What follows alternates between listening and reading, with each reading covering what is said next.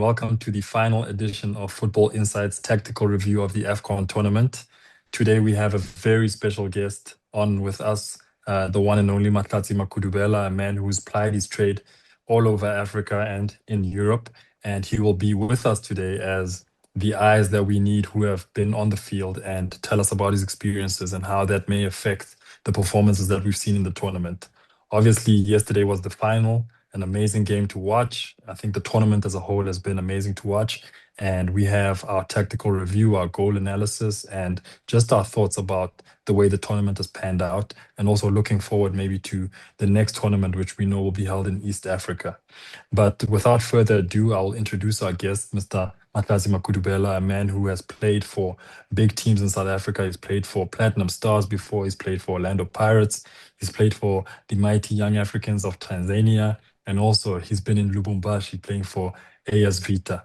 And he will be with us today to tell us about his experiences in Africa, as well as his career and also his thoughts about the tournament. But as a starter, I just want to mention that we want to thank you for all your comments, for all your interactions that we've had in the last couple of episodes. We appreciate your comments. We've looked at them. We do our best to try and improve every episode and to give you more insights and more details. And without further ado, we'll go to the panel, which includes Carl Solomon, Dale Solomon, Gulam Valodia, Shailene Boyson, and Matlatsi Makudubela. Thanks, Musi, for the intro. If I can just go into something that I found quite interesting, was looking at the lineup of the final between Senegal and Morocco. Interesting that all 22 players that started the game are all based outside of Africa. And it got me thinking about the teams that were in from the quarterfinals to the final, where the players are based, where do they play, and how do they get to that situation. And for me, one of the factors is it could be that because the players are based abroad and the competition was based in or hosted in Morocco, where the pitches were really good playing surfaces, and you can play really good football on it. And I just thought that potentially that's a contributing factor in helping these teams that have a lot of players all players that's based outside of Africa. So Mkhlatsi, just from your point of view, you've obviously played in Africa, as Musi mentioned. Does that play a factor in playing football from a player's point of view? Good evening, guys. Thank you so much for inviting me, and Musi, thank you so much for that great hot intro. But yeah, I'm happy to be here with one of the top analysts in South Africa, arguably in Africa. No, you guys are the best. But yeah, look, I think, like you mentioned, the infrastructure in Morocco, it's arguably one of the best in Africa. They have good pitches, like you mentioned, all 22 players playing abroad. They play week in, week out in best pitches. And for instance, you have the next AFCON going to Tanzania, Uganda, and Kenya, if I'm not mistaken, right? Mm-hmm. Yeah. I think that in itself will play a significant role in terms of players that are playing abroad having to adjust to the infrastructures that are built in Tanzania. But today I saw in fact the FIFA president. He was in Tanzania, to try and help improve the infrastructures, because I myself played in Tanzania. I know how the pitches are. I know the infrastructures there. So it's kind of going to be a challenge if things are not improved in terms of, the pitches and everything to try and accommodate, the players that are playing in top pitches week in, week out. I think that will have a great impact.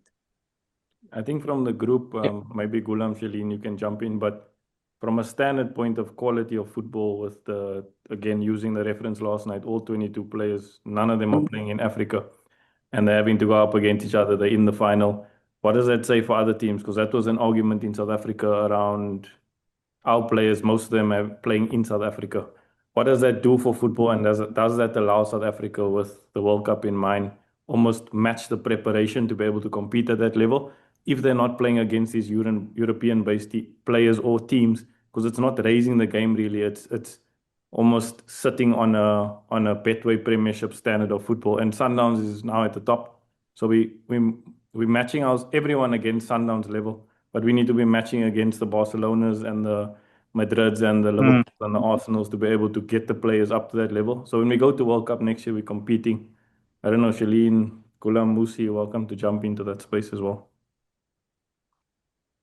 Yeah, I think it's a good point you are raising. I think what we must also, while Kyle and Mahlatsi were speaking, I wanted to actually pose the question: do we think that because the infrastructure and everything around the Moroccan AFCON allowed the players to play at a much higher level, as opposed to playing in, I don't want to say second grade, but let's say now they're going to Tanzania. Maybe they won't apply themselves in the same manner, worrying about the risk of injury in the next season. That's also something to really think about, and or wonder about. Maybe not so much think.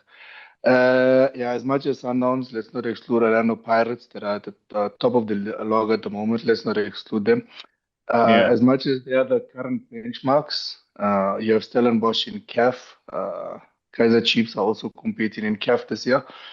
For us, as South Africans, to get to the level of the highest European teams is virtually impossible. What I think the discussion needs to be going forward from a development point is how do we get our players into that system? System of development, or go across and find ways to not look at the biggest teams, because the biggest teams are not necessarily developing for themselves. They're also signing development players from alternative lower league teams or lower division teams, depending on the situation. So how are they developing? How does Amad Diallo, for example, similar height to Nkota, look twice his size?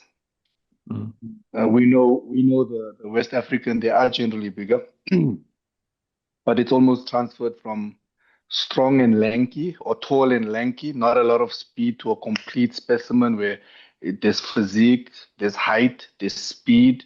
And we seem to, and at this tournament, it's probably the most evident to the previous tournament that it's something that's probably really, really missing in South African football at the moment. And how do we close that gap?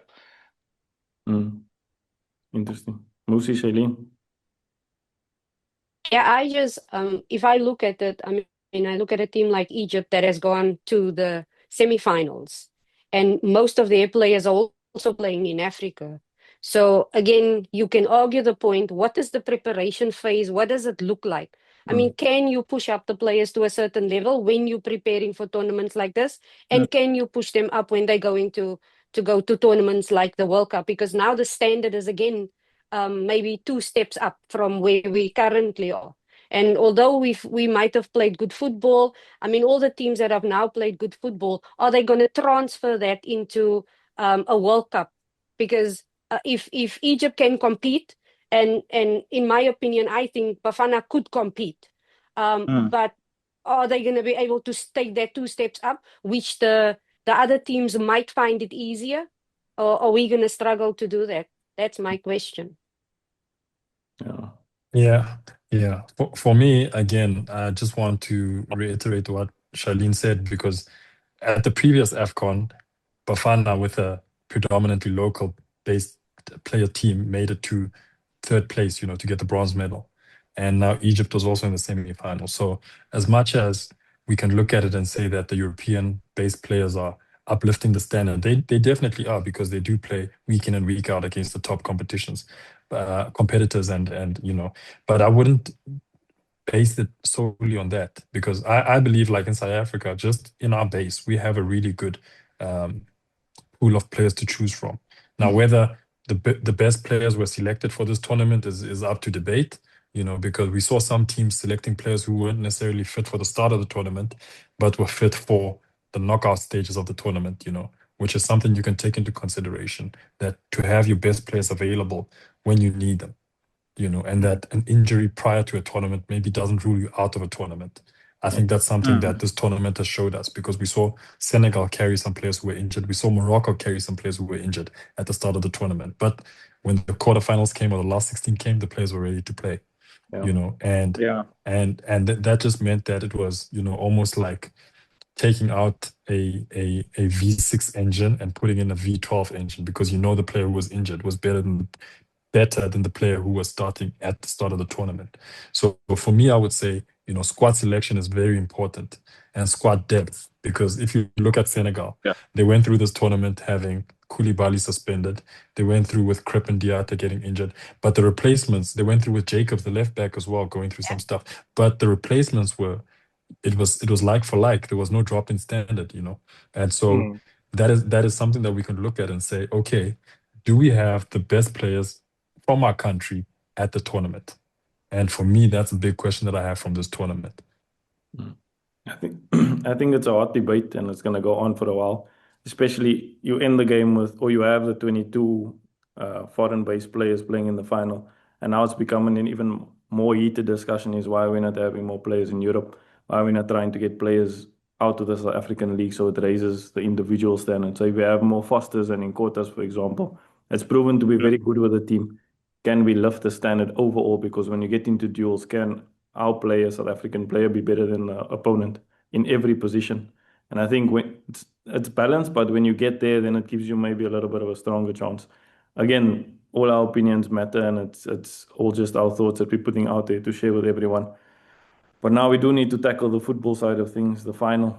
Musi, maybe you can lead us with Senegal. I know you come off a long speech before this, but maybe you can lead us with Senegal, and then we'll jump into Morocco after that as well. Just views on the final. Again, anyone's welcome to jump in, and then we'll have a little bit of a spitball back and forth between each other. Yeah, I would just think that Senegal had a path that led them to success in this tournament. Before going into the actual final, I think that Senegal having the DRC in their group was actually uh, a big obstacle that allowed the Senegalese team to play a little bit better, because I think they may have taken that game or that group a little bit lightly, but the game against the DRC showed them that in order to compete and to win this tournament, they're definitely going to have to raise their level, because the DRC could have beat them in the group stages, and then you're on a whole other path, different path. We know what finishing second in your group means. Just ask Bafana, you know. But looking at the final, to be really honest, it was one of the finals that I really enjoyed, because a lot of times, even the finals that I've been part of, you know, the first 10, 20, 30 minutes, we're scared of making a mistake. They're scared of making a mistake. It looks bad, you know, we're not creating any chances. But this final, from the start of the game, immediately it was like blow for blow. It was like you swing and I swing, you know. And I think that goes again to just highlight the strength of both teams' attacks, you know. Senegal have great depth with Jackson up front and Ndiaye and Mane on the sides, and the players who are then able to come in for them, you know, are also really good threats. So I enjoyed the way Senegal played. They've played the same shape and have basically the same philosophy in how they want to play throughout this tournament. When you look at the DRC game, DRC's goal started from the goalkeeper and ended with Bakambu scoring, you know, playing right through Senegal. But since that game, I think they tightened up their defense, only conceding two goals, realizing that, you know, it's not going to be a walk in the park, that teams are talented, and if you give them a chance at this level, you will be punished. So defensively, Senegal have looked amazing. They've worked, I think, really hard on knowing when to press and not when to press high. And in yesterday's game, it looked at moments like they were more concerned about their organization, rather let Morocco center backs have the ball. And from the middle third, they would organize and look to force the ball to one side. And, you know, whatever happened in the game happened. But I think we saw Senegal's chances during the game, you know, thinking that this game could go, if it's your day, it could be a 3-0 game. You know, if it's both teams' game, it could be a 3-3 game, for example. But I think that Senegal created chances consistently throughout the game, threatened Morocco consistently throughout the game, and caused them problems. You know, whether it's coming from the side, whether it was through the midfield. They have a really strong midfield with the two gays, you know, able to shoot from distance, able to find a pass. So it was just a complete performance for them. And the goal. I mean, I love a goal. Everybody loves a cracker of a goal, and it's one of those goals where you're like, some coaches say keeper at least dive, but but but it was perfectly placed, and for me, the best team of the tournament won. For me, the best Yeah. three teams got gold, silver, and bronze. Yeah. And so yeah, that's what I have to say about Senegal. Okay. I just want to bring Maglatsi in quickly about Diaz, for example, his performance last night and being the leading scorer, and then going into a game and somewhat struggling last night for whatever reason. That's where we're gonna try to look to your expertise. And then Mane again putting on a show as a superstar, being a high-profile player, also playing at a big team. But coming into the final and giving different sort of behaviors and outputs during the game. Have you played in a final again that's put you in a position like that where you felt pressure and it didn't go your way, or you went into a final and you just knew the show was about you in that moment? Well, yeah, look, I think that's the biggest stage in African football that you can ever get, One thing I admired about Senegal is their mental strength, the way they approach the game, playing away. Well, the way Morocco was playing at home. You're playing against Morocco. Support is what, 75 to 25. This what we call big match temperament. They control that very well. The two guys, I think they were playing 4-2-3-1, right? The two holding midfielders, Idris and they control the game so well. At some point, I saw what's his name, the guy that scored, Gay. Up The way he again. just, Okay. the way he just held the ball and then he told the calm. They were so calm on the ball. They could still play out, building from the back. I think they played with so much confidence. Mane being the most influential player on. For me, he didn't have one of the best tournaments, but his presence, just being on the field, it brings a lot of charisma to other players and such that it influences the team, the game, and everything. But for me personally, yes, I've played in finals. I've played in for instance, the Champions League when we played away in Algeria. I think Gulam was there to come and spy on us. But yeah, nonetheless, it was a game of I think when you play North Africans, music can attest to that. When you play North African teams, you always get that pressure. They put you under pressure. They play with so much intensity and so much. What can I say? Um, they put you so much under pressure that you feel like you're suffocating in the game. So I think what I spoke about the BMT, once you know how to succumb that pressure, and I think Senegal did it so well yesterday, controlling the game and trying to be in control of the game. I think that's the most important thing. As soon as they bossed that, they showed Morocco that, you know what, despite the pressure and everything, we're going to keep up our style of play. I think that in itself gave a whole different complexion of the game. No, I think that's key for people to be able to take away and understand it from a player's point of view. Because to bring that calmness into a game in the final is who's going to do that at the end of the day and who's going to stabilize them. And I mean, even with the drama that happened, it was Mane that brought the players back onto the field and got things going again, which is again important. But for me, I think the biggest player missing with Morocco was Amrabat. I think he brought so much stability, but then getting injured and being replaced, I think just it almost forced them to shift a little bit in terms of how they play. And the one thing that I did like about Morocco is that they were able to adapt to every game. Sometimes it was high press when they played against Cameroon.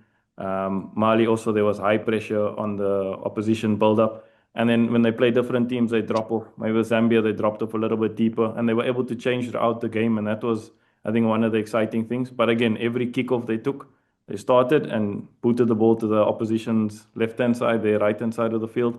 Every single kickoff landing in a throw-in or foul or opposition throw-in. And it always gave them that advantage from the beginning, but no team was able to deal with it. So I thought that was quite interesting. They were persistent. And then it speaks to their lineup as well. I mean, they played in the 4-3-3 throughout the tournament. The last 4 games, they played with exactly the same lineup as well, which was interesting, the continuity. And that can be argued amongst many people because now it becomes almost easier for Senegal to plan around the team that they're using consistently. And I think Sadio Mane did that very well last night. I think he's the biggest player we feared because they played with a 4-3-3 with 1-6 and a sort of 2-8 or 8 and a 10. But Sadio Mane coming into that pocket, left our midfielder exposed. I don't want to say our midfielder, that's probably bad. But left Morocco's midfielder exposed all the time. I know Pranil got a job in Tanzania. I didn't know you got a job in Morocco. But yeah, then it was an ongoing battle for Morocco to pick up that Sadio Mane in that space because no one could leave, and then they started changing the shape and shifting a little bit. But again, for me, the continuity was good. I'm not gonna talk too much because I think we've spoken a lot through the tournament. But those are things that I think are important, and it speaks to their philosophy as a federation, the way they've set up and invested money, and that's one of the key reasons. I had a debate today that I wanted Morocco to win because other African countries need to see the investment made within Morocco needs to be transferred into other countries. That's how you get the success. That's how you get to the semi-final spot. That's how you get to the finals, not through the current things that are happening. We need the other 53 nations to be able to come on board and say, we're also going to put money behind football because look what Morocco's achieved. So how do we get them there? It's by seeing Morocco become successful year in and year out and dominate the football platform. And then it's like, this is what we need to do. Again, that's my opinion. Obviously, everyone has different opinions. I am sad that I love Amrabat so much. I really wish he played more games. But yeah, congratulations to Senegal. I think it was a really good final. Like everyone else said, it was a strong final. What was the other game that we said was very strong in the quarterfinals? Nigeria, Morocco. No, semi. Nigeria, Morocco. Nigeria, Morocco was a very was end good game. Yeah. Nigeria, yeah. I think there was one other one, but yeah, that was probably the strongest 2 games plus one more that we spoke about in the group. Was very interesting. Is there any other thoughts on the final last night before we go into politics and goals? I just want to ask you a question, Dale. Sorry, Kel, on your infrastructure comment. With all the infrastructure and investment done, obviously it's done by not really by the Moroccan Federation. It's supported by the government. So we have to be clear that is a country investment more than just a federation. But with all of it, we got to the final. Let's take the investment away. There was a lot of calls that went for Morocco in terms of penalties that they should have conceded that they didn't. So with the investment, do they still need those calls? You can't blame the players. I don't want to say it's the federation. Maybe it's officials making mistakes. But how much of that do you speak about as well? Yeah, no, 100%. I think we chatted on the group also. We have a WhatsApp group and we have some debates. But yeah, I think when it's in the favor, you kind of just piggyback off what's worked and it makes sense. And then if it doesn't work, we'll have a different argument and we'll say that those things don't work for Africa. But if I go back, when I was at Stellenbosch, I spoke to the CEO there and he asked me, do you think people want to come to Stellenbosch? And I said, I think it's more likely that people come there and take less of a pay because Stellenbosch they've got the homes, they've got the indoor center, they've got the high performance center. I think footballers want to be part of something like that. You don't want to go back to your federation or to a international match. I know traveling in Africa with Champions League, like the things that you see there, you guys have more experience than me. But the things you see there, the way people are treated is not really nice. And I think some players get to a point where they're like, I'll cut $5,000-$10,000 from my salary to live a better life with my family and have a better environment than to have to struggle every day. We don't know where we're training, we're changing in a container, we don't have facilities, we have to take a bus to training every day, and then we don't have kit. So all those things, I think that's what counted in Stellenbosch favor, for example, in the beginning. And I think a lot more African-based players are going to be like, if Morocco have these facilities, they look after us. You guys have worked and lived in Africa, everyone on this call. So we all know what conditions you go into. So I think those types of things are setting a better environment. then this harsh mentality of we live off the street, we stay in a poor poverty environment, and we still expected to perform. What's right and wrong, I don't know. There's not enough studies, but that's just my opinion of what I've seen over the years. And you guys are welcome to share. But thanks for that, Gulam. Well, Dale, look, Gulam, without wasting your time, guys, I can quickly jump on it.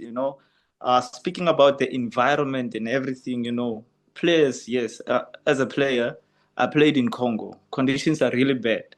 Infrastructure is really bad. You have to drive to a game when it's raining. The roads are waterlogged. There's traffic, storage. There's no proper drainage and everything. But you can ask me, we get to the stadium, for instance, and you get to the dressing room, there's water from the rain. Players are changing on top of chairs, the dressing room because it's flooded and everything. Those things, players don't only look at the financial side of, you need to look at the fit, the psychological side of a player, going into the game and everything. So, but yeah, I totally agree with you to say a lot has to be done in terms of development and improving the infrastructure in Africa. I think, like you said, the investment that has been done in Morocco, you looked at the youth. Their youth is doing very well. Their under-17s are constantly in the top 4 of international level competitions. You look at the under-20s, under-23s, there's something that is being invested. And thus, their senior side will do wonders. Yeah, I think it's also you look at the facilities that they are at. I mean, we're talking about infrastructure, but I mean they didn't move once from their hotel. And their hotel is you basically walk out of the hotel and they're on the training field. So there's not that fatigue that the other teams had to deal with because their whole tournament was situated in Rabat. And that is, again, what Musi was talking about. When you're coming first or second in your group, because that plays a role as to how much fatigue the players have to endure. I mean, I think it was 2 days before where Senegal had to move from wherever they were, coming into a train station with thousands of people trying to, maneuver their way out of that. And that is where it comes in. And I think that is something that people need to invest in, is that training center where you have an ability. I mean, we're talking about the under-20s, under-23s, under-17s. The same for the women. It's the same for the women there. They have their own hotel. They have their own field that they train on. And this is day in and day out. So there's no reason why they shouldn't be. I think it's a failure on Morocco's side that they didn't win the AFCON. I'm sorry to say, but with so much investment going into a team like that, the same with Morocco last year for the women. The fact that they didn't win AFCON, for them it was a failure because there's so much going into what you're talking about, the infrastructure, the financial side of it. You never hear them squabbling about money. Never. Yeah. I mean, you're always fighting about bonuses and stuff like that. You never hear that coming out of a Morocco. Why? Because things are sorted out. And I think that's very important when we're going to, if you want to win, you have to get everything in place. You have to make sure that your manager knows what's going to happen in the next 2 weeks or 3 weeks when you're in a tournament, and not it's a surprise for the coach that he's training when he's 45 minutes away. 100%. I think the last point for me, Tel, I think everybody got to watch the AFCON now, but people must not forget Morocco didn't start yesterday for this development of infrastructure and planning. I think when it's 5 or 6 years ago when they already invested in women's football and gave each team their own bus, their own facilities. With the long-term, we speak about long-term development plan. So it's not something that was done overnight. It was invested over time, and they went through the development process, and they are benefiting from it now. Absolutely. Like Shireen pointed out, the youth is only going to get better and better at the highest level, like the women. Going to be able to compete at higher levels at World Cups consistently. Yeah, no, brilliant. I think that's the biggest message I want to take, because that's how we get Africa lifted up, is to see what works, and hopefully everyone else buys into the idea. And it's not just, okay, Senegal won. What is Senegal doing for football within their country to say that the next generation is coming through? But if we praise that, then are we going to get the next generation, or people are just going to be like, okay, we can be like Senegal, whatever they're doing, I don't know. But we can behave like Senegal, and we maybe don't invest so much as Morocco, but we'll still win. And that idea will carry on forever. Again, my opinion. Yeah. Sorry.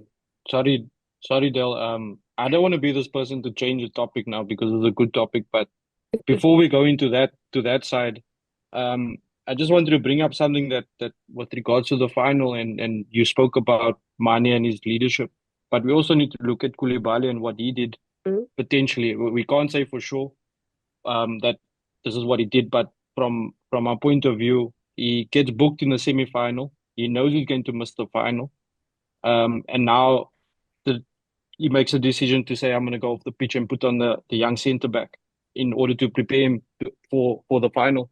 And if you watch the game yesterday, he did really well at centre back. I thought he was really good, very comfortable on the ball, defended really well, you know. So that is also, you know, you look at it from a different point of view, and they won because maybe they have more than just the Manis and the Koulibalys in the team that's pulling the team together. Yes, Mane got the team back on the pitch, and I'll go a bit more into detail with that as well now. Mane is saying that we have to give a message to the world of what African football is about, and it's one of the reasons why we need to go fetch his team to carry on playing. So I think, you know, that we can talk about football tactics all we want, but at the beginning of in our first episode we spoke about tournament football, and part of winning tournament football is having the right mentality to win. It's about being able to work on the pitch, about fighting on the pitch. It's about working as a unit, working as a team, all of those kind of things. And those are factors that we don't really talk about. We're talking about Morocco and the infrastructure that they have and the money they've put in. But Senegal wanted that final more. They wanted to win that game more than Morocco did. And sometimes that is what happens. I mean, I don't want to go off topic, but we watched Man United beat Man City the other day because they wanted to win the game. They fought for it. Were they tactically better? I don't think so, but they fought and they won the game.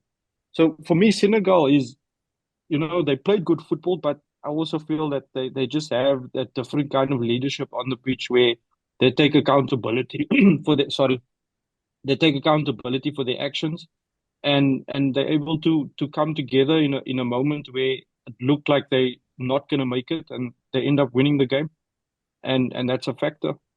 No, And it wasn't just Koulibaly.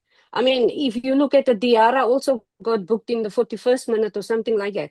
And they decided to take him off because he was also going to miss the next game. And they knew that Kamara would have to play, and they brought on Kamara for the second half. So I think that was the differences between pulling together and not pulling together that gets you to that final, that gets you through that final, and that gets you the cup. Yeah. And then also, sorry, just one more thing. Musi spoke about this with Senegal. And you know, leading up to the final, when you watch Senegal play, the way they defended was really good. Musi spoke about letting them go to the side or moving or allowing the opposition to go to the side, and then they press and they win the ball.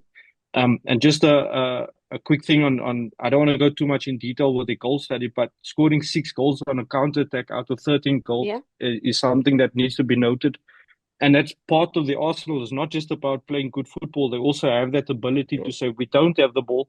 Let's defend compact. Let's work against the ball, try and get the ball back. But when we win it, we go forward with speed. And I think the balance that they have, or what they brought to the tournament, was the key in the final, because Morocco is not they're a very good team. I actually like the way Morocco were playing for some of the games. Very good football. A lot of good players, really, really good players. But also Senegal knew that when we defend, we have to defend. And when we win the ball, we're going to go counter. When we have the ball, we keep possession, and we try and do our best. So again, it's just something interesting with regards to why they potentially were the champions. It's a mentality thing. It's knowing and understanding what moments do we defend in a block, how well we defend as a block, we defend as a team, we go forward as a team, all of those kind of things. All factors in winning a tournament. Yeah, we chatted about this earlier a little bit, the tactical flexibility. I think that's one thing that a lot of the country showed this tournament. I mean, there was no consistent high press. There was no consistent build-up. We saw, again, I reference Morocco, but they were able to press, they were able to go into a low block, they were able to play long balls, they were able to play out from the back. So I think we saw a lot of teams do that, and I think that's one of the more interesting things to take away, that it's almost a coach learning point where we take it back to our clubs, and you can't just go with, we said it at the beginning, everyone wants to be Pep Guardiola and play tiki-taka football at every moment of the game. But we can see now with City it doesn't work anymore, and teams have found out how to almost stop it. So now in this tournament, you've seen teams try everything. And I just referenced Morocco because they didn't change anything from their kickoff to their lineup, through the games, to their structure, their organization, but they were able to change within moments of the game. And I thought that's what people need to take away from this tournament. But with that being said, I think, Carl, maybe you can, or not maybe, you can lead us into the goal study so that everyone can kind of get a clear idea of where the goals were scored, conceded, and any influential moments of the game. So we're going to go into a bit of a goal study for the whole tournament at the moment. And before we go into any detail, I think it's very important to say that this tournament, the number of goals was a record number of 121 goals scored in total for the whole tournament, which is a hell of a lot of goals for one tournament. And you know, we try and break it down as much as we can, and we try and take in insights from all the goals that were scored. And one of the things that jump out for me immediately is if we break down where on the field the goals are scored from, and we have 31 goals that were scored inside the 6-yard box, 72 goals scored within the box, and 13 goals outside the box. The 72 goals is 59.5% of all the goals scored from inside the box, which is when you go into a lot of detail, you can see that if you look at the videos and you look at how the goals were scored, it's moments that the players take where there's an opening, they shoot and they score. You know, like it's a sign of quality. It's a sign of saying that when there's a little bit of space or a little bit of a weakness, or they're not closed down quick enough, or you're not been marked in the box, there's a goal, you know. And we always look at a goal study and think that why is it relevant to look at where in the box, in the 6-yard box or outside, is because it tells us a story as well, you know. If we just go further on and if we break down the goals scored in phases of play, I think very interesting. So what we did was we broke up the build up with versus the build up against a block, so different zones of the pitch. But if we look at build up from the back with the goalkeeper, we have 18 goals that were scored. If we look at a build up where it's against a defensive block, so anything from the halfway line on, we have 36 goals scored like that, which is quite a lot of goals for that phase of play. We have 29 goals scored in transition to attack. 17 goals coming from corners and 7 from free kicks. Funny enough, no direct free kicks were scored. There was 0, which is a bit. Really? It's a bit, yeah, none. It's a bit weird because there's a lot of quality players that can score from those regions. Also, I feel, I don't know how you guys feel, but I feel that for AFCON, the amount of set piece goals was quite low. I expected it to be a lot more, generally based because of the physical side of a lot of the players in the AFCON. I thought we would have a lot more goals from corners, especially. And then also another thing that jumps out is we had 12 penalties that were scored and 4 own goals. Okay. Guys, if you want to jump in, let's just jump in. Okay, and then also, so what's important to look at when you're looking at a goal study is where do those goals come from? So how do they get into the attacking final third when those goals are scored? And when we break it down into channels, so you break it down into your left channel, your central channel, and your right channel, we look at 24 goals were scored with the team entering on the left channel, right? 31 through the middle, and 27 that came from the right-hand side. And then if we move on a little bit, this is something that's very, very interesting. And I think we can spend a little bit of time on it. Not too much, but a little bit of time. So what we did was we broke up the goals scored into time segments, into 15-minute segments. So 0 to 15, 15 to 30, 30 to 45, and so on. And if we look at where the times of when the goals were scored, we have in the second half only, if we start the second half, was 66 goals scored in the second half in total, which is 54.5% of the goals scored were in the second half. And if we break it down a little bit further, you have 21 goals scored in 45 to 60 and 20 scored from 60 to 75. So 41 of those goals were scored between 45, the start of the second half, to the minute 75, which is a hell of a lot of goals in that time segment. Okay. And then obviously 75 to 90, there were 16 goals, and 90 plus. So after stoppage or during stoppage time, there was 9 goals that were scored. And then if we just look again, if we go back to the first half, we have 21 goals scored between 15th minute and the 30th minute, and 17 goals scored 30 to 45 minutes. So the second half goals that were scored is quite interesting, and there's a lot of factors that can contribute to that happening. It could be the game obviously dictates what happens. It could be that now teams are trying to open up a bit more, trying to get back into the game, or trying to score that first goal, or those kind of things. And also, if we look at the amount of counter-attacks or transition goals that were scored, and generally those happen more towards the second half of the game, and that's obviously a contributing factor as well. Obviously not the fact it doesn't only happen in the second half, but it generally happens in that way. Okay. And then if we look at type of assist, yes. Can I ask you. a question on the previous page, please? On the time segment, and it's just something for me, and maybe Shalene can jump in or whoever. People, when you're watching the shows on TV, there's always this talk about critical phases of the game, starting before the half.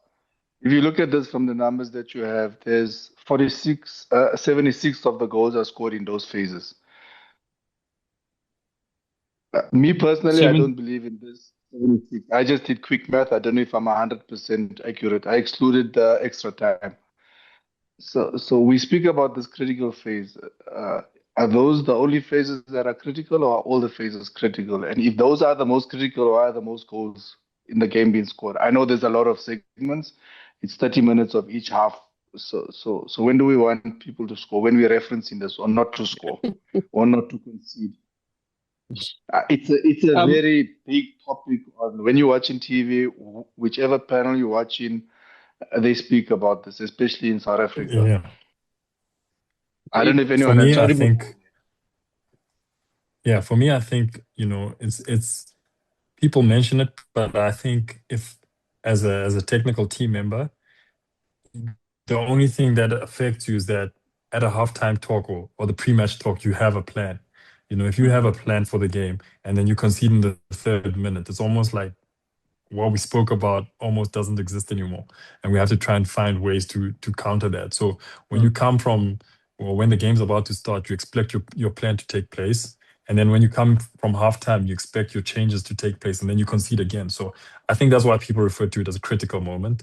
I know, being in the Saudi league, that Saudi, from 75 minutes, it's going down in the Saudi league. Like, you can be 0-0 at 75, or at 85, you can be 0-0 in the Saudi league, and the game finishes 3-2. And you're like, what happened this last 15 minutes? Just the other day, Ronaldo and them, Al Nassr, I don't know, those goals in 90 plus 14, because in Saudi, they still have that extra time that goes 10, 12, 13 minutes, So for me, that is a very important time. For me, I consider that a critical time, because the league is like that. A lot of goals are scored from 80 to the end of the game. But I just think in our general terms, especially in South Africa, when you speak about critical phases, we're speaking about there was a game plan and kickoff just happened and we conceded, But I do think the term is used really broadly, like overly, like too much, to be honest. Well, if I'm gonna just come in there, sorry, Kyle. Because for us, if we analyze a team and we see that team normally scores in a certain time frame, is that gonna be a critical phase for me now to look at when I go up against that team? or is it not? Because when I'm looking at the study of that Kyle did, all the phases were critical. I mean, so at this in a tournament, I don't think you can talk about 15 minutes here or 15 minutes there. I think you have to play your best football throughout the 90 minutes because it's going to be Yeah. critical phases all over. Yeah. So Oh, if sorry, cool, Dale, if I thanks. can just jump in there. I think the question that Gulam asked is important because I think there's a lot of levels to that. Because if you look from a tournament point of view, it's interesting to look at and when these goals were scored. But if you put yourself now in a team situation, and I'm looking at it from I'm working as an analyst for a team, and I'm looking at when we score, when we concede our goals, that becomes now an issue because now if we're conceding between 30 and 45 or 30 and the end of the half consistently, or we're conceding a lot or scoring a lot in the first 15 minutes, then it tells us what we need to do or where there's a problem. We can see, for example, in the second half, which is something that we didn't really speak about. There's a lot of goals scored in the second half. Two subs play a role in that. The change in tactics.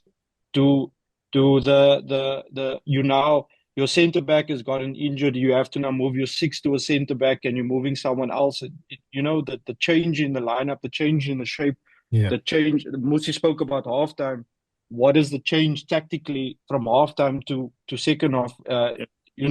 These are all factors, and I think when you're working with one team and you see a trend, for example, we're scoring a lot more goals between 60 and 75, you can now go back and say, oh, but for a lot of these, I can look at this data and say, out of the 10 goals we scored in this time frame, these are the 10 games or the 5 games that we played. I remember this is what happened in that game, and and now you can add context to why that has happened. But I think, and this is my opinion as well, data is used as a guideline. It should never be used as this is how it is, because football is not, it's not numbers, Yeah. it's action, it's human beings doing things. And I think this is something that gives you something to go look at. It says to you, go check this, go what happened in these phases of the game, what tactical changes happened, what players were doing. Were there players that went down in performance because of it's now the 88th minute and they tired, and it's now the sixth game of the tournament. All of these kind of factors come into play, Yeah. and I think then it becomes critical based on what you want to achieve from a team point of view. I don't know if I'm making sense. So Yeah, Musigo. so now let me ask Mahlatsi, have you been part of a team where you felt maybe there was times in the game where you guys were most likely to score? Maybe when you've played for maybe more dominant teams, have you felt like, guys, our team, we score in first half, or we always start games quick, and if we don't, maybe the game doesn't go the way we hoped for?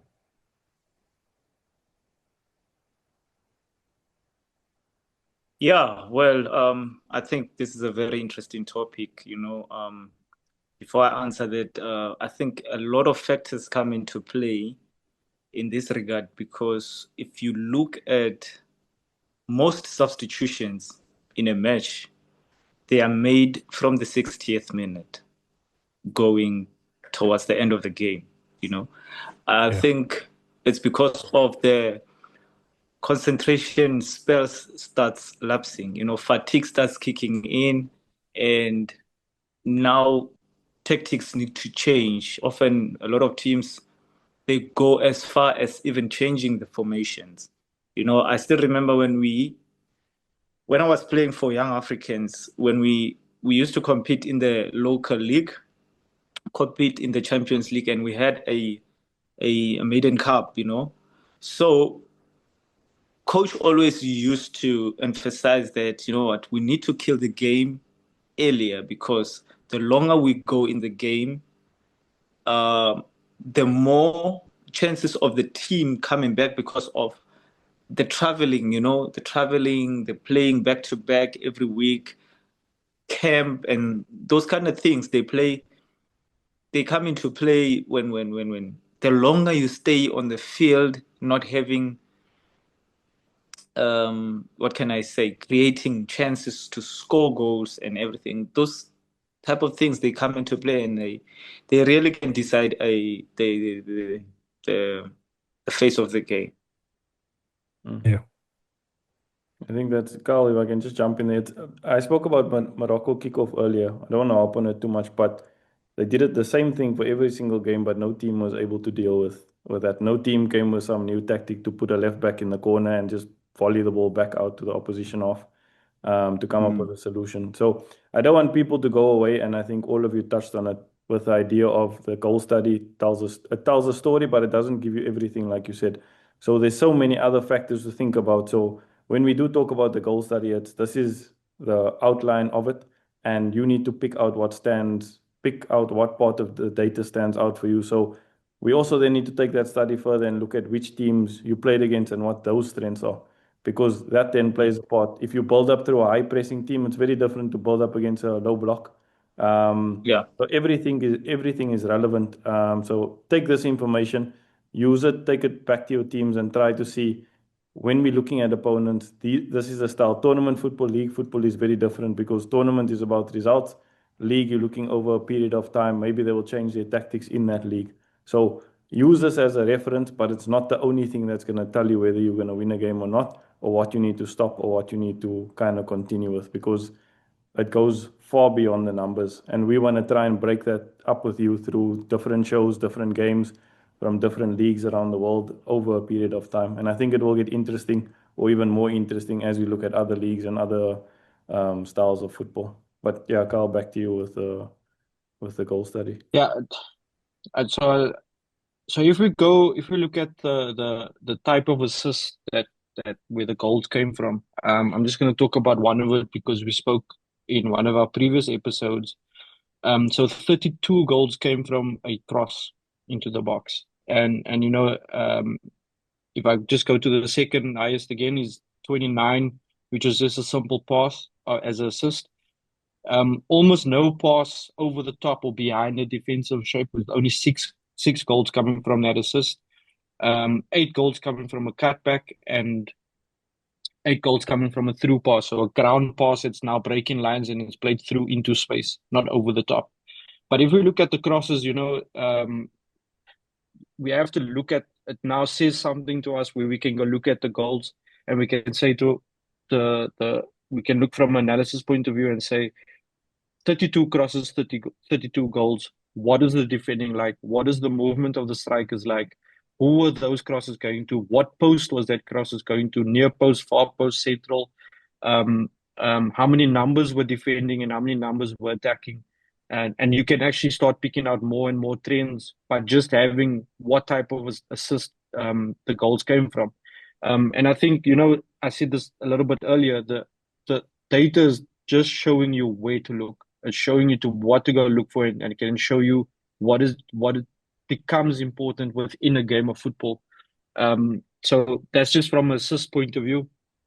I mean, we also spoke about the marking in the box in previous game weeks, where a lot of the marking in the box wasn't really good.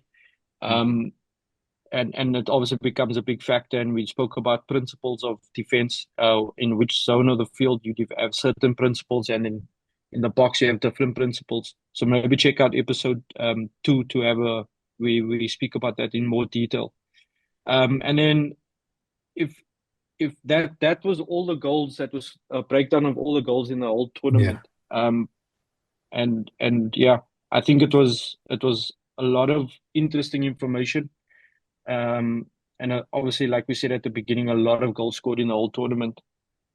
Do you want to go into the individual teams, the finalists? I think you can just cover it, but roughly. I mean, we saw last night at halftime there was only 2 shots from Senegal, 0 from Morocco, which was very interesting. But again, I think you can finish up with that. Okay, so if we look at the final, the 2 teams that played in the final was Senegal and Morocco. Very interesting. If we just look at the goals, the number of goals each team scored, Senegal scoring 13 goals in 7 games. So that's an average of 1.86 goals per game. And they only conceded 2 goals in 7 games, which is really good. Morocco, on the other hand, only scored 9 goals, and they conceded 2 as well.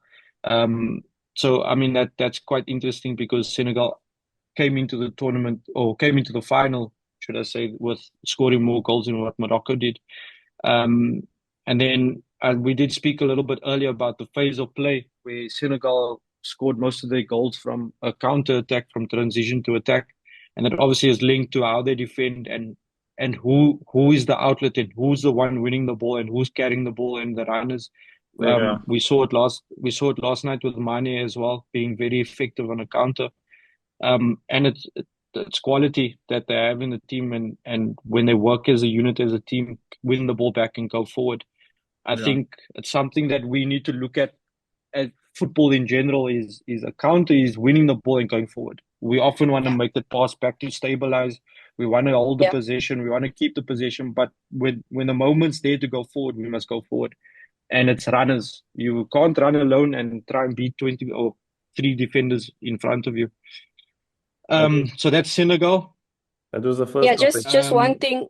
Just one thing, Yeah, Kyle. I mean, I did a lot of the background stuff on the transitions. And one of the things that I noticed was that 76% of the transitions, they use 3 or fewer passes to get forward. So whether it was from deep, whether it was from the midfield, whether it was from, like higher up, it was 3 passes, boom, goal. So I think that's something, like you said, it's that verticality, it's that directness, wanting to go forward. And I think more than 80% of it was going forward first pass. Yeah. And just to add on that, Shalene, like we everybody on this panel has been in football for quite a while. Transitions and counterattacks can be coached. You see it in training sessions. And it's a big factor in a game. There's a lot of teams in world football that rely on that to score their goals. They defend and they go on a counter. It's a big factor. And what you're saying, the 3 pass thing, it's not a coincidence that it's taking 3 passes, because the players know on the pitch that when I win this ball, I can hit whoever on the top and they will be able to hold it, or this one's in this position, because they know. And they know who's going to run and where they're going to run and all those kind of things. So it becomes a big factor in football, and especially tournament football, because it's something else you can put on the table. It's another card that you have in your pocket. Absolutely. And then if I can just go quickly into Morocco. As I said earlier, Morocco scored 9 goals in 7 games at 1.29 goals per game. Again, 2 goals conceded in the 7 games. And obviously the top goal scorer of the tournament, Brahim Diaz, with 5 goals. Interesting fact, he's the first player in AFCON history to score a goal in the first 5 games in a row. There's never been a player that has scored in 5 games in a row. Just something interesting that I found. A lot of if we look at the phases of play for Morocco, it's quite evenly spread. Against a block, they scored 2, attacking corners 2, and free kicks 2, 1 penalty. And again, not many goals scored, with only 9 goals scored. And then if we look at the time segments of when they scored, Can you write bicycles? No goals in the... Sorry? Put bicycles there also for your next study. Bicycles. Oh man. Tell you you seem very hurt by this result of last night. Yeah, no, he is, trust. He is. Yo, guys. I Did think you he's get one that of the mosquito? investors, he invested there in Morocco. Hey man. Yo, guys. Do you want some tea and biscuits, my boy? Maybe one of those Moroccans will probably took his towel as well. Continue, Carl. Okay, so interesting with Morocco, a team of the caliber, scoring 0 goals in 30 to 45 minutes and 0 goals 1 goal in 75 to 90. My apologies. And if you look at the breakdown of the goals, in the first half, they only scored 3 goals, 1 goal in 0 to 15, and 2 goals in 15 to 30. And they have 1 in 45 plus, which is stoppage time in the first half. And then if we look at the second half, 2 goals 45 to 60, 2 goals in 60 to 75, and then the 1 goal in 75 to 90. So it's really, do they? I would look at this, and one of the first things that would jump out at me is look at how consistently they're creating chances within those segments. How consistently are they getting into the box? How many shots? I would then, if I was part of the Moroccan team, I would now start looking at when are we taking our shots? Because there is ways that you can monitor at which time segments you're taking your shots and when there's an influx and why, or where there's a decline in your shot taking. Now you need to start looking at, because you're playing against teams that are consistently scoring in multiple phases or time segments of the game. And I think personally Morocco doesn't win because they're not scoring enough or creating enough clear cut chances. We always say this: the more chances you create, the more goals you're going to score. But anyway, Yeah, I think if you look at I think you're touching on it yes, nicely, because the next best thing would be to if you go deeper, and this is where you're creating your most chances. You may not be converting and scoring, but you could still be creating situations in those segments where they don't have chances. And sometimes you find that there's more chances in that segments, but less goals. And the opposite, where you have more goals, you have less chances. yes, I agree. yeah. Yeah, I think that's it from a goal study point of view. Generally, I feel that it's been a very interesting tournament, where we've seen the how do I say this, In the top English, 10 team. Sorry, in English. You very funny guy today. Anyway, so yeah, a tournament where we saw the top ranked teams going all the way to quarters, semis, and finals. I think if you had to ask me at the beginning of the tournament who would be in the top four, I think all of us would have got the top four in or close to it. I think it's a tournament that showed you need quality and you need a certain mentality to win. So yeah, I think it was a good tournament. I enjoyed it. Again, I just want to add my favorite game of the tournament was Nigeria versus Morocco. I think it could have gone either way. It was back and forth. Tactically, it was good. I really enjoyed watching the six of Morocco, the youngster, the 24-year-old that plays at Roma. I think he's a really good player. So that game for me is the game that jumped out for me, and I was like, this is the best game that I've watched in the tournament. And it kind of set the tone for what the final could be. And in Africa, you never failed in a final that gave you lots of drama, lots of key moments in the game, lots of off the field things. But I think what I would take from the whole thing is Sadio Mane's message of saying that we had to go back out in the field because we need to show the world that African football is good and we're okay. And we can't let down what Africa as a continent. And it says a lot about who he is as a person, that he cares about the football. He cares about the African football more than anything else. That's just my 2 cents. I think. Yeah. Can I that can I just can I just have a quick fire moment here, because a very good moment. Sorry. No, you can go, Musi. Yeah. Can I just have a quick fire moment so that everybody can just tell me what their goal of the tournament was and what their assist of the tournament was? And it doesn't need explanations. We don't need an essay behind it. So I'll start with you, Dale. What's your goal of the tournament? Probably Alkabi's 2 bicycles. Finished. Okay, and your assist? Yo. What top of my head? No, I can't tell you one right now. I'll think about it. Maybe I'll come back.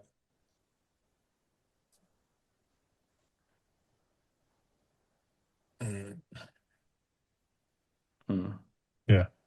Gulam?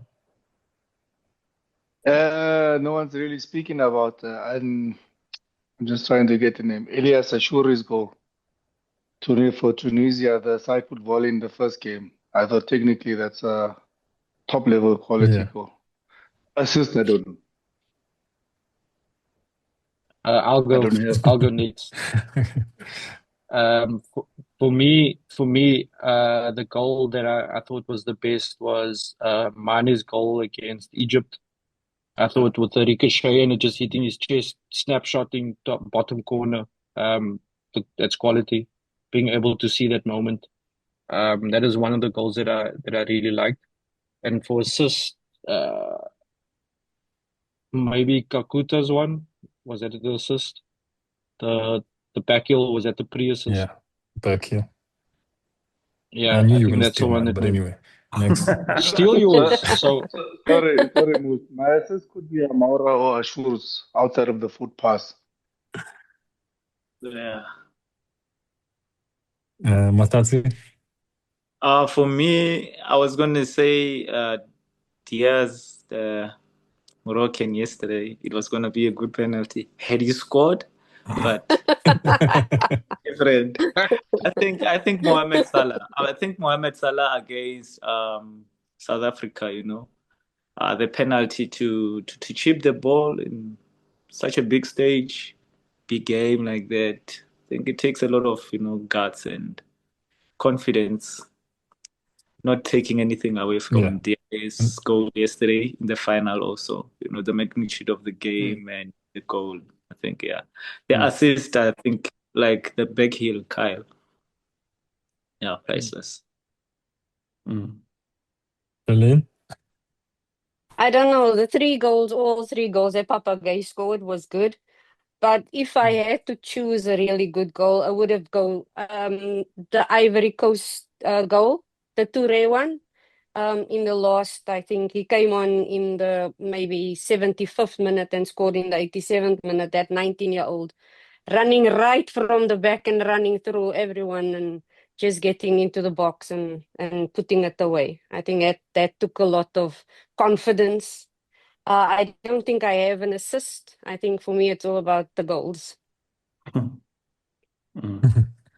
Yeah, for me, I'd have to go and say the assist. Obviously, I was going to go with Kakuta's one, but people decided to steal my shine, so I'll leave it at that. And The the thing is, you goal I'm thought going we to have to didn't go watch. with.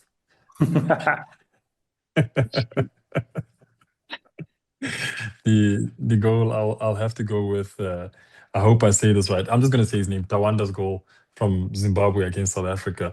I think all of us saw the step over. And I think the whole nation just went at the same time, and the finish was really good.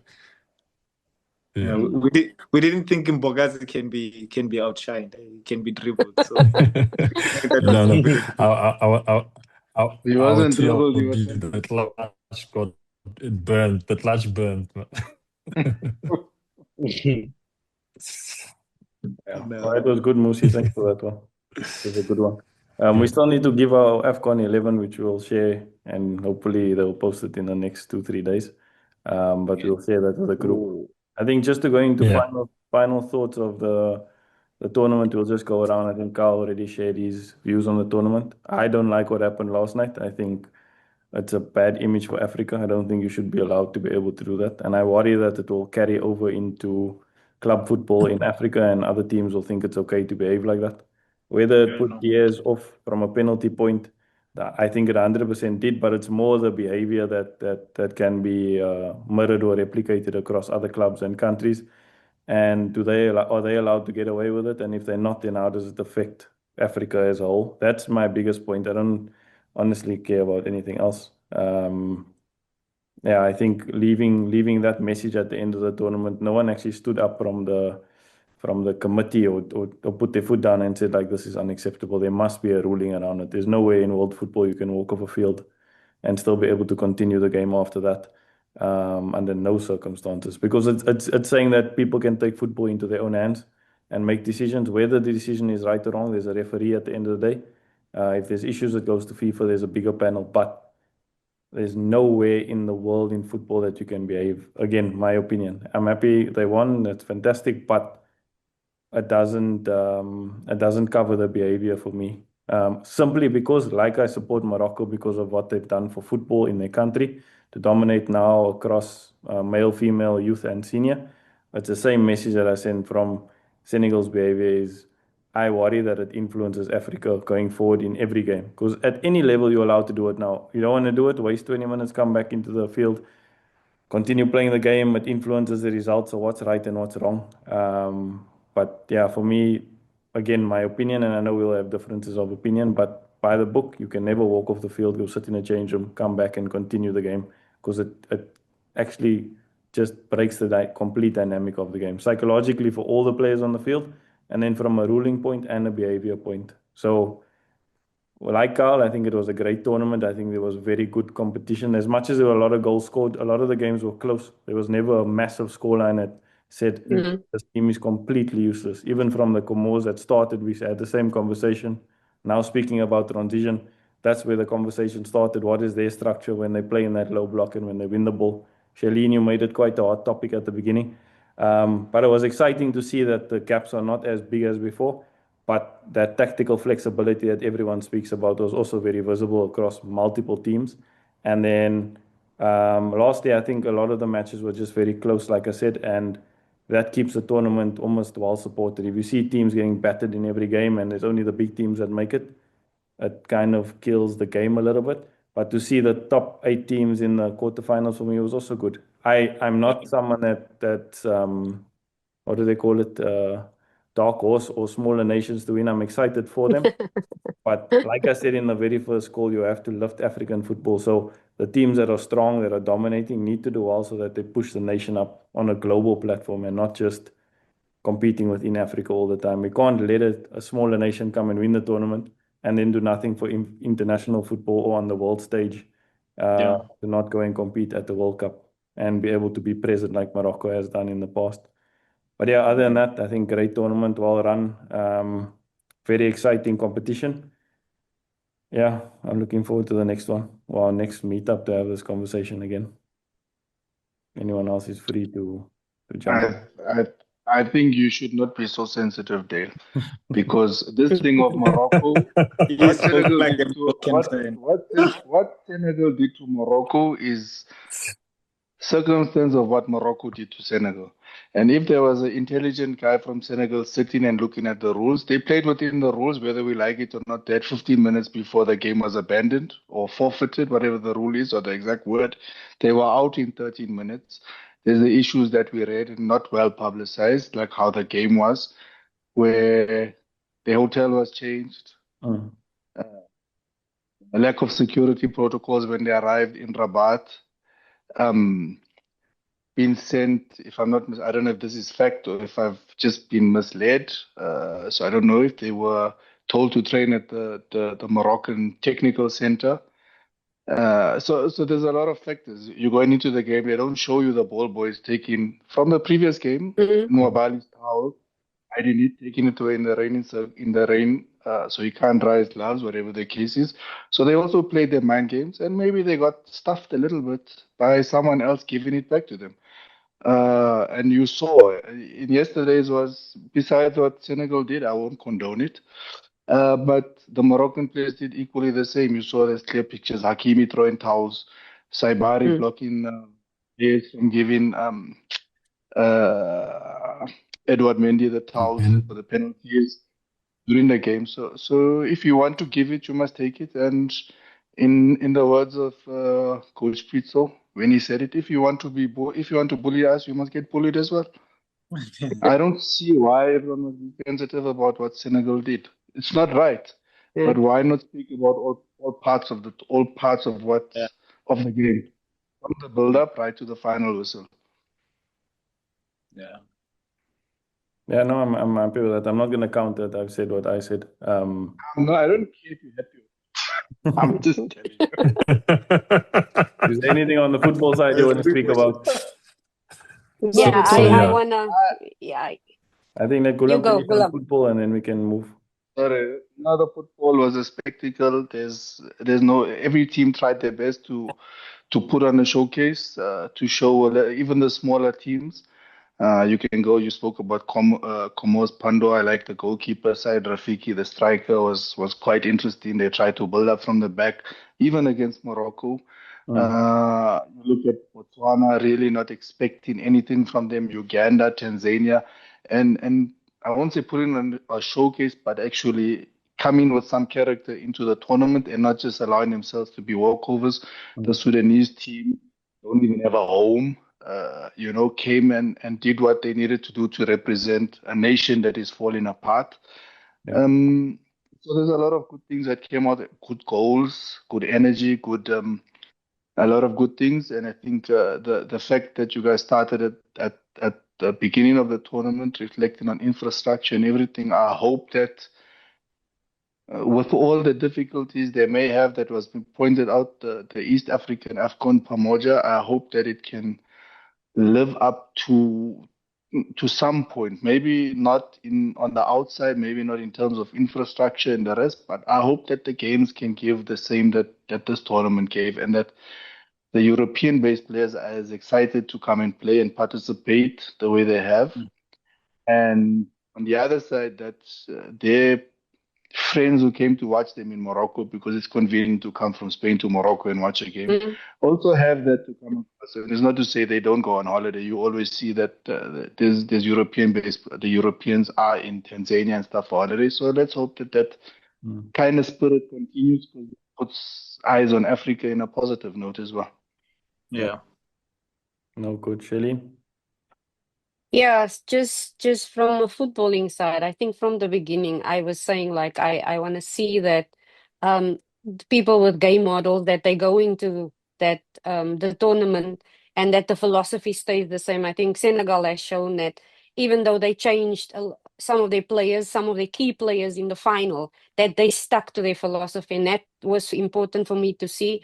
Also the efficiency in the final third, I'd like to see what the goal tally is compared to the chances that was created. Because I'm really into that kind of thing, because you can say, yes, it was a tournament of, like scoring 121 goals is a lot, and it's a new record. But how many chances did we create compared to previous years? Because I think there was a lot of good football on show. There was a lot of good players on show.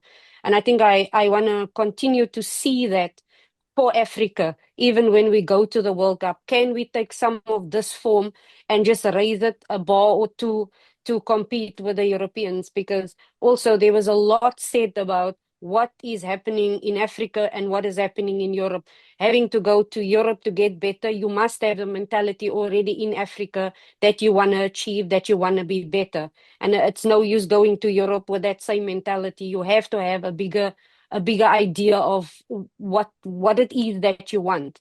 And I think that's important for me to see. So I would like to, I'm very, very excited to see what's going to happen at the World Cup with all our teams going to the World Cup, except of course my favorite. But I mean, after Nigeria was knocked out, I'm not disappointed. I think, the best two teams made it to the final. So at the end of the day, I think also the best team won. And that's really important. With all the drama that happened on that final day, I can say it's an accumulation of things, but at the end of the day, I think football did win, even though there was that drama. I think the quality of the football did come out, and we all saw that, and the world saw that, and that was important for me. Nice. Thank you for that. Maklatsi, over to you, and then Musi will wrap us up. I think overall we gave a good show to the world. Like, we showed what Africa is all about. And like Gulam said, going into the Pamoja Africa Cup of Nations, one thing that you can never rule out about the East African football is their love for football. That's one thing that you can never rule out. The turn up is going to be crazy. I think it will be very vibrant, very, very, very, very electrifying. But yeah, this AFCON that just passed, great display. Good football was displayed, and we're looking forward to the 2027 one in Pamoja. Okay. Musi, over to you. Yeah, again, this was a really good tournament, and I just want to bring it down back to the football part of that we spoke about with the goals. there were 36 goals scored against a defensive block, which, for me is very important. It shows that, we are able to play out and decipher low blocks. And I think that's a really good thing for African football, because we've long been thought of as just, long ball and fight for the ball in the air. But I like the fact that, teams were breaking down teams almost like chess. I think of Nigeria's goal against Mozambique. I think of Morocco's goal against Zambia, just two examples. And I just hope that, the next one is equal, and if not better. But I'm not too worried about infrastructure, because there has to be basic levels of infrastructure to host such a tournament, and you have to be able to develop such infrastructure. And I think this tournament is a good example to those countries to say, hey, we have to pitch at this level. And it's not that all the games are going to be in one country, so the countries can literally share the load and bring us a tournament that would really be a good spectacle. The one thing that to note is that the weather will be hot, because we're in the equatorial areas, so it will be completely different to what it is now. So maybe that will have an effect on maybe West African or Central African or Southern African teams performing better than North African teams. You never know, but that should be something that we look forward to.